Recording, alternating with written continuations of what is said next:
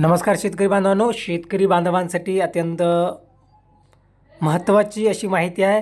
शेतकरी हे खूप दिवसापासून कर्जमाफीच्या प्रतीक्षेत होते आणि अखेर कर्जमाफीचे आदेश काढण्यात आलेले आहेत। फक्त याच शेतकऱ्यांना सर्वात पहिले कर्जमाफी दिली जाणार आहे। संपूर्ण अपडेट काय, संपूर्ण अपडेट आपण या व्हिडिओच्या माध्यमातून जाणून घेणार आहोत। तर मित्रांनो, चॅनलवरती जर नवीन आला असाल तर अशाच अपडेट आणि माहिती पूर्ण व्हिडिओसाठी चॅनलला सबस्क्राइब करायला मात्र विसरू नका। संपूर्ण माहिती काय, संपूर्ण माहिती या व्हिडिओच्या माध्यमातून मी तुम्हाला सांगणार आहे, त्यामुळे व्हिडिओ शेवटपर्यंत समजून घ्या। कोणत्या शेतकऱ्यांसाठी कर्जमाफीचे आदेश हे काढण्यात आलेले आहेत आणि कोणत्या शेतकऱ्यांना सर्वात पहिले हा लाभ दिला जाणार आहे, संपूर्ण माहिती आपण बघणार आहोत।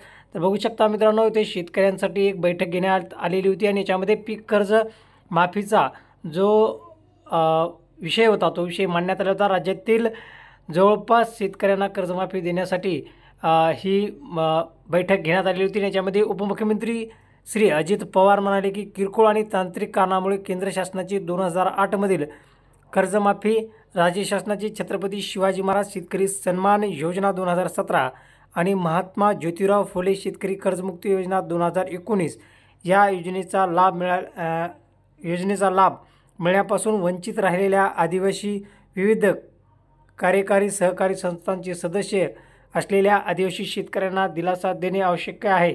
कर्जमाफी न झाल्यामुळे राज्यातील 9698 आदिवासी बांधव हे 2008 पासून संस्थात्मक पीक कर्जापासून वंचित आहे। राज्य शासनाची कर्जमाफी करताना आदिवासी शेतकऱ्यांच्या मदतीसाठी आदिवासी विकास विभागाकडून निधी देण्यात आला होता, त्यातील काही निधी अखर्चित राहिला आहे। याबाबत विचार करून आदिवासी विकास विभाग, सहकार विभाग यांनी एकत्रितरित्या त्याबाबतचे सर्वसमावेशक प्रस्ताव सादर करावा, अशी माहिती अजित पवार यांनी केलेली आहे। त्याच्यानंतर बघू शकता, आदिवासी विकास विभागाअंतर्गत कार्यरत असलेल्या आदिवासी विविध कार्यकारी सहकारी संस्थांमार्फत धान खरेदी, कर्ज वितरण आणि कर्ज वसुलीसारख्या बाबी पार पाडल्या जातात, यांचीही माहिती अजित पवार यांनी दिलेली आहे।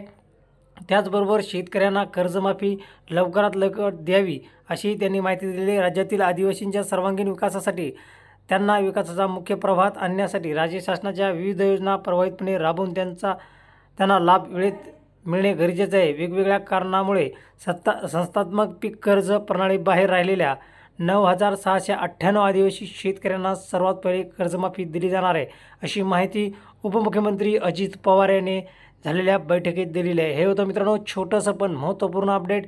कर्जमाफीला आता सुरुवात झालेली आहे। भेटूयात मित्रांनो पुढील अपडेट पुढील माहितीमध्ये। तोपर्यंत जय हिंद, जय महाराष्ट्र।